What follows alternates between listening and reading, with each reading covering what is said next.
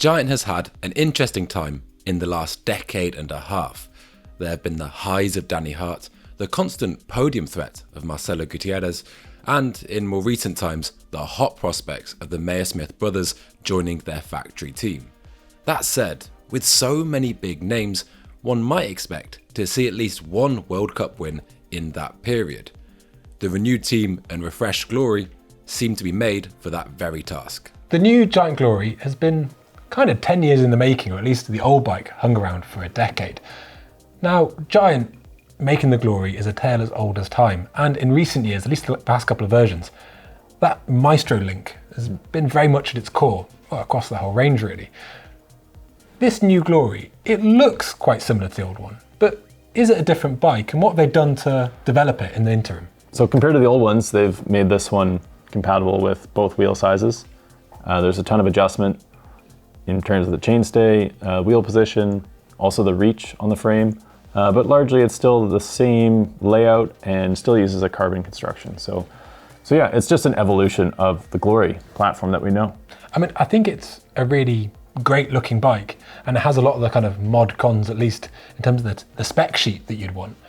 But do you think that with a brand, you can have the same platform going from the XC bike with 100mm all the way through to the downhill bike with 200mm and have the same suspension layout and not have any drawbacks? I mean, there are maybe some constraints, but the dual link design, I mean, you can do a lot with that. But is that what we saw on the trail?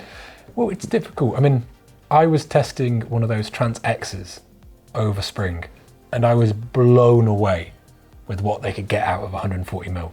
I thought as a bike, it was just fantastic. How the Glory stacked up is a bit more complicated. The mixed wheel bike we reviewed here is by far the slackest bike on test. But have we reached a point where downhill bikes are simply slack enough? Thank you very much. So we've seen the Glory being developed by the Giant factory off-road racing team at all the World Cups, and it's being sold with a mixed wheeled setup, although it can run 29. How do they go about accommodating both wheel sizes? We see it with the YT where they flip the whole link. What did Giant do to affect the geometry so they can run both? Yeah, so Giant's devised a system of flip chips at the seat stay and rocker link pivot, and that changes the geometry to suit one wheel size or the other, but it doesn't retain the geometry like the YT does it? No, I don't think there is enough swing in those links, if you'll excuse the wordplay. It feels to me like it needs to offset more geometry adjustment, going from a 29 to the 27.5.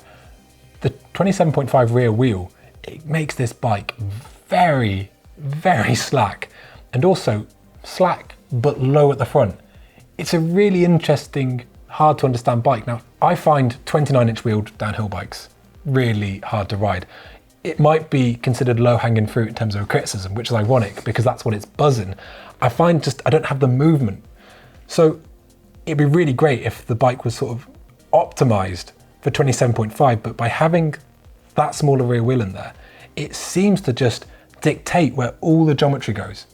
I imagine if the rear axle was higher due to a rear wheel, it would steepen it up a bit. It would probably add a bit of stack. I think it would bring it far more in range for a lot of riders. When actually, the geometry of this stock bike with the mixed wheeled is a real outlier. Yeah. It's incredibly slack. What was that like to ride? On flatter terrain, it definitely liked to tip into the corners a little bit like unwieldy, like very, very slack, high front end, but then the bars were right on top of the fork. And we had the stanchions set to like an equal distance for all to keep like a nice baseline there.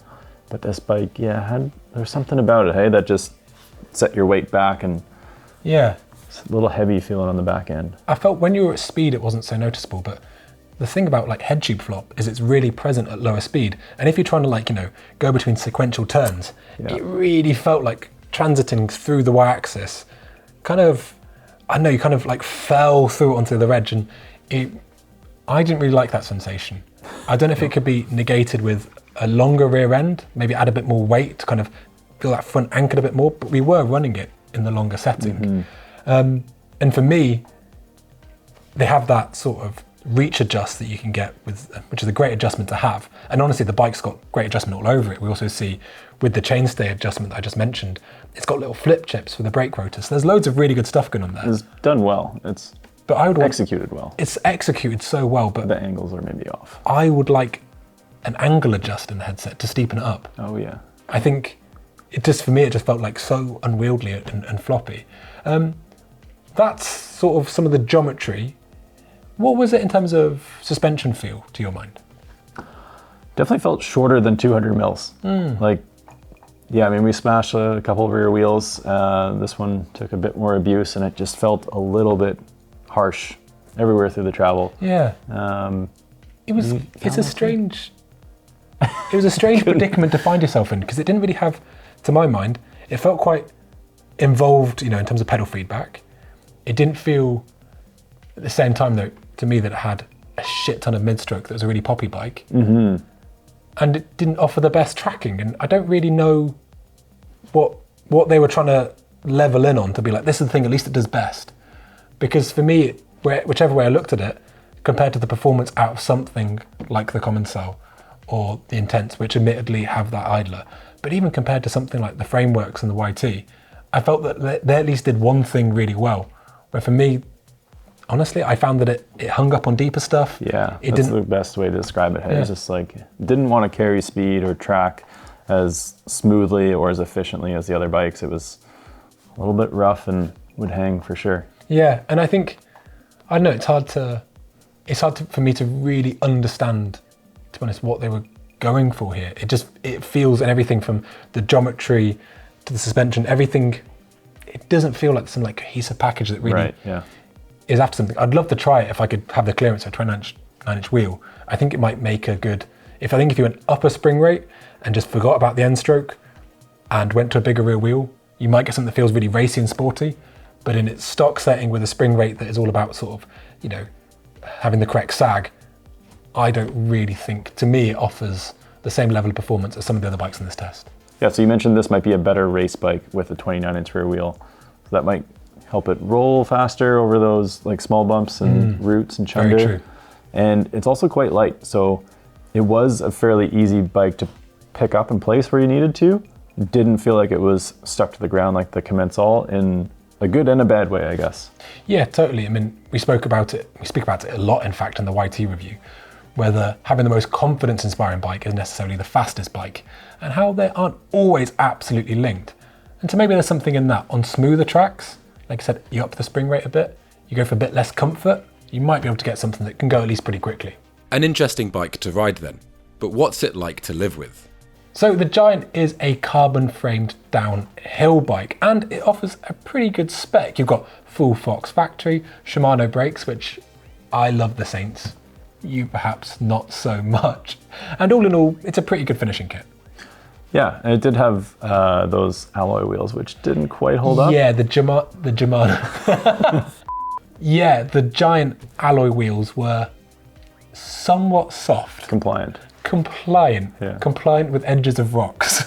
Yeah. They're not so round anymore, sadly. And it just felt like, I mean, to be fair, if you want to talk about racing equipment, it's pretty good because it never burped or lost sealant. It just dinged to all hell. Yeah. You know?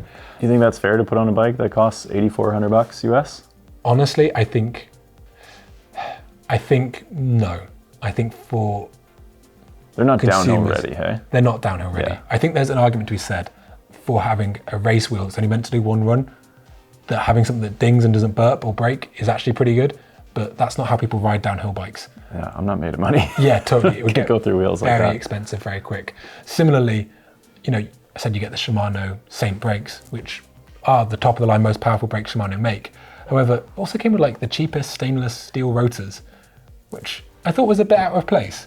Like I said, this is an expensive bike, and it can't all just go on, the frame and the suspension.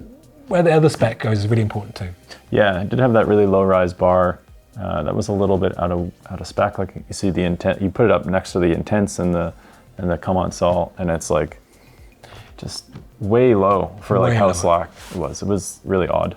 Absolutely, and something else that's worth mentioning is the tune on that Fox shock.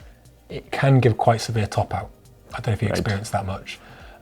If you like to run faster rebound settings, you'll find it will get pretty noisy pretty quickly, and you'll be running more low speed rebound just to mute out the noise and feedback through your feet. So, who's this glory for? Now, Matt, I'm pretty transparent. I can't lie and say that I was blown away by this glory, because quite simply, I wasn't.